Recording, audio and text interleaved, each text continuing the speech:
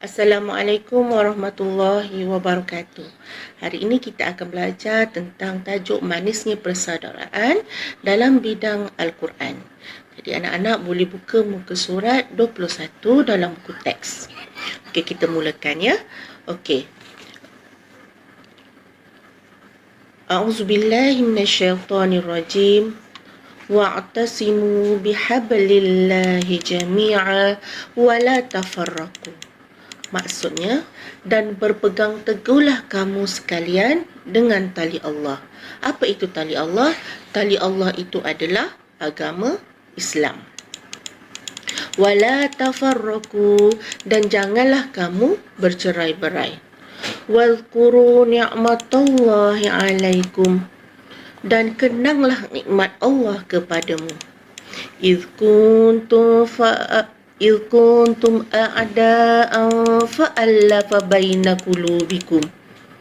Ketika kamu bermusuh-musuhan, lalu Allah menyatukan hati-hati kamu sehingga kamu bersatu padu dengan nikmat Allah.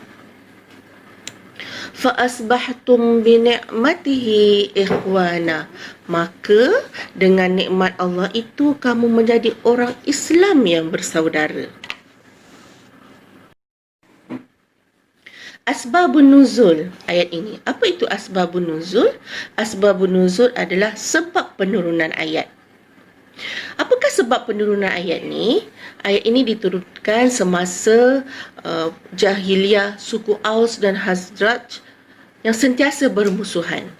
Melalui agama Islam, Rasulullah SAW telah berjaya menyatukan kaum Aus dan Khazraj.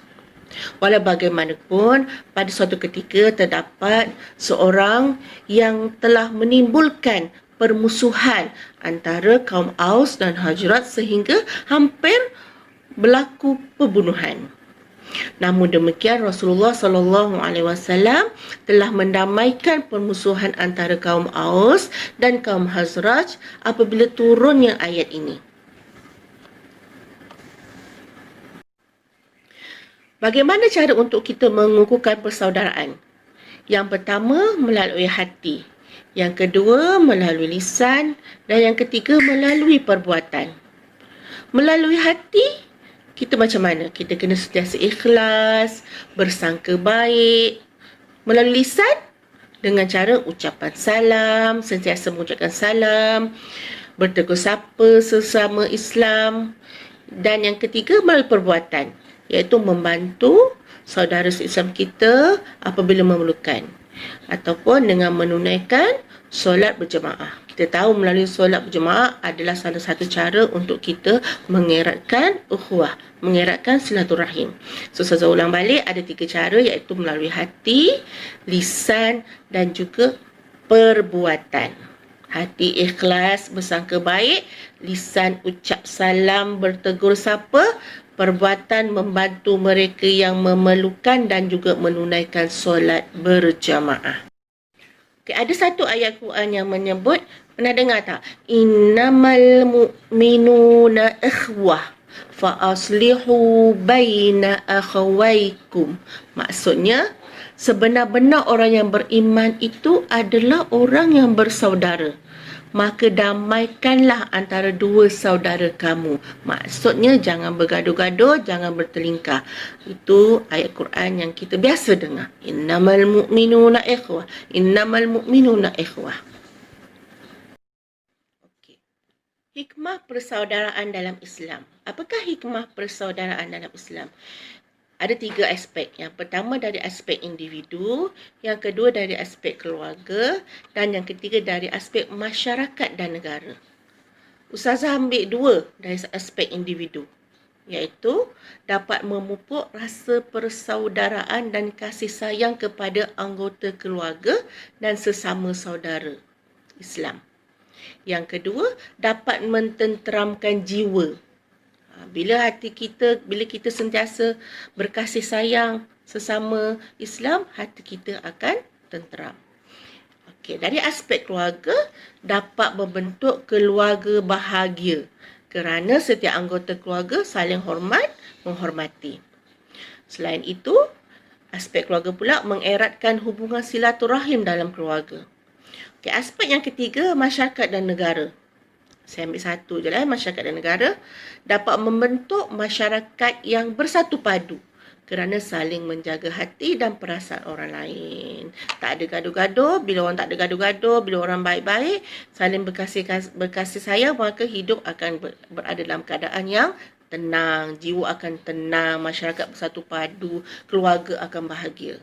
Itu hikmah di sebalik kenapa kita perlu mewujudkan hubungan persaudaraan yang baik sesama Islam. Okey, pengajaran ayat. Okey, pengajaran ayat. Pengajaran ayat ni Ustazah ambil 2 sahaja pengajaran ayat. Format penulisan pengajaran ayat, dia kena mesti ada isi dan juga huraian. Baru dia boleh dapat markah. So, pengajaran ayat kita kena mulakan sebagai umat Islam. Kena mulakan sebagai umat Islam. Okey, kita mulakan umat Islam mestilah. Kita kena mulakan dengan tu. Sebagai umat Islam ataupun umat Islam mestilah, kita hendaklah. Kita mulakan dengan tu.